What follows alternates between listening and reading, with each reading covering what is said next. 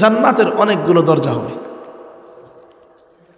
আল্লাহর পয়গম্বর মুহাম্মদুর রাসূলুল্লাহ সাল্লাল্লাহু আলাইহি ওয়াসাল্লাম বলেন, জান্নাতের অনেকগুলো দরজা হবে, জান্নাতের অনেকগুলো গেট হবে। তার মধ্যে একটা দরজার নাম হলো বাবুস সালাহ, নামাজি বান্দাদের দরজা। জোরে কন্যা সুবহানাল্লাহ। একটা দরজার নাম হলো বাবুস সালাহ, নামাজি বান্দাদের দরজা। যেই বান্দা দুনিয়ার জমিনে বেশি বেশি কইরা আল্লাহর কাছে আল্লাহর জন্য নামাজ পড়েছে, যেই বান্দা দুনিয়ার জমিনে সকাল সন্ধ্যা নামাজ পড়েছে, ফরজ নামাজের পাশাপাশি নফল নামাজগুলোও পড়েছে, যার নামাজ আল্লাহর দরবারে কবুল হয়ে গেছে, যেই বান্দা নামাজের কারণে জান্নাত পেয়ে গেছে, কিয়ামতের দিন জান্নাতের বাবুস সালাহ থেকে, ওই নামাজি বান্দাদের দরজা থেকে ওই জান্নাতি নামাজি বান্দাকে ডাক দেওয়া হবে, নামাজি বান্দাকে স্বাগতম জানানো হবে। ওই নামাজের দরজা থেকে ডেকে ডেকে বলা হবে, ইয়া আব্দুল্লাহ হাদা খাইর। ওগো আল্লাহর বান্দা, যেহেতু বেশি বেশি নামাজ পড়ার কারণে, যেহেতু নামাজ কবুল হওয়ার কারণে তুমি আল্লাহর দরবার থেকে নামাজের কারণে জান্নাত পেয়ে গেছো, ও নামাজি বান্দারে, জান্নাতের এই নামাজের দরজাটা তোমার জন্য উত্তম দরজা। আসো আসো, এই দরজা দিয়া তুমি জান্নাতের মধ্যে প্রবেশ করো। সুবহানাল্লাহ। নামাজি বান্দাকে নামাজের দরজা থেকে এইভাবে ডাকা হবে।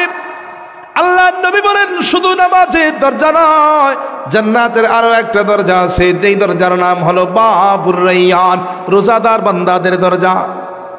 যেই বান্দা দুনিয়ার জমিনে বেশি বেশি রোজা রাখার কারণে আল্লাহর দরবার থেকে জান্নাতের ফয়সালা পাওয়া যাবে। দুনিয়াতে বেশি বেশি রোজা রাখার কারণে যেই বান্দা আল্লাহর দরবার থেকে জান্নাত পেয়ে যাবে, ওই বান্দাকে কিয়ামতের দিন ওই জান্নাতের বাবুর রায়্যান, রায়্যান নামক দরজা থেকে ডাক দেওয়া হবে, ইয়া আব্দুল্লাহ হাদা খাইর। ওগো আল্লাহর বান্দা, এই দরজা তোমার জন্য উত্তম দরজা। যেহেতু বেশি বেশি রোজা রাখার কারণে আল্লাহর পক্ষ থেকে তুমি জান্নাতের ফয়সালা পেয়ে গেছো, আল্লাহর পক্ষ থেকে তোমাকে জান্নাত দেওয়া হয়েছে, এই রোজাদারের দরজাটা তোমার জন্য উত্তম দরজা। আসো আসো, এই দরজা দিয়া তুমি জান্নাতের মধ্যে প্রবেশ করো। আল্লাহর নবী বলেন, শুধু এই দুইটা দরজা নয়, আরো একটা দরজা আছে, যেই দরজার নাম হলো বাবুল জিহাদ।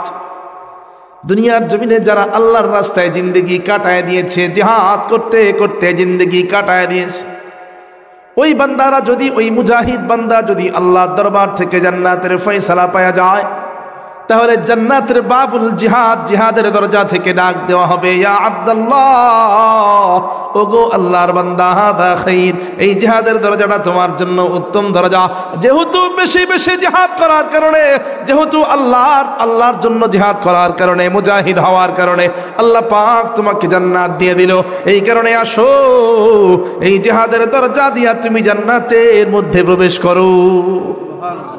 নবী বলেন, শুধু এই তিনটা দরজা নয়, আরো একটা দরজা আছে, সেই দরজার নাম হলো বাবুস সাদাকা। জান্নাতের ওই দরজার নাম হলো বাবুস সাদাকা।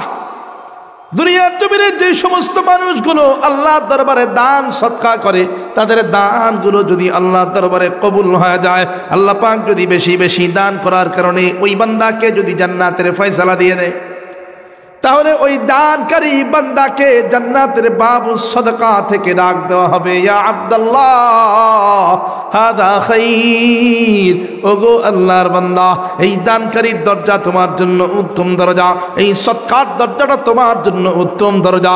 যেহেতু বেশি বেশি দান করার কারণে, আল্লাহর রাস্তায় বেশি বেশি দান করার কারণে যেহেতু তুমি জান্নাত পেয়ে গেছো, ও বান্দারে আসো, এই বাবুস সাদাকা দিয়া তুমি জান্নাতের মধ্যে প্রবেশ করো। এই হাদিস যখন শুনতেছিলেন সাহাবায়ে কেরামদের মধ্য থেকে ওই যে আবু বকর সিদ্দিক রাদিয়াল্লাহু তাআলা আনহু দাঁড়ায় গেছে, দাঁড়ায় যায় ডাক দিয়ে বলে, ও নবীজি, আপনি যে ওয়াজগুলো করলেন, নসিহতগুলো করলেন, আপনার নসিহত থেকে, আপনার কথা থেকে আমরা বুঝতে পারলাম জান্নাতের অনেকগুলো দরজা হবে। যেই বান্দা যেই কারণে জান্নাত পেয়ে যাবে, নামাজি বান্দা নামাজের কারণে জান্নাত পাইলে তাকে নামাজের দরজা থেকে ডাক দেওয়া হবে, রোজাদার বান্দা রোজার কারণে জান্নাত পাইলে তাকে রোজার দরজা থেকে ডাক দেওয়া হবে, জিহাদি বান্দা জিহাদের কারণে জান্নাত পাইলে তাকে ওই বাবুল জিহাদ, জিহাদের দরজা থেকে ডাক দেওয়া হবে, সৎকারী বান্দা সৎকা করার জন্য, দান করার জন্য জান্নাত পাইলে তাকে সৎকার দরজা থেকে ডাক দেওয়া হবে। তার মানে যেই বান্দা যেই কারণে জান্নাত পাবে তাকে সেই দরজা থেকে ডাক দেওয়া হবে। নবী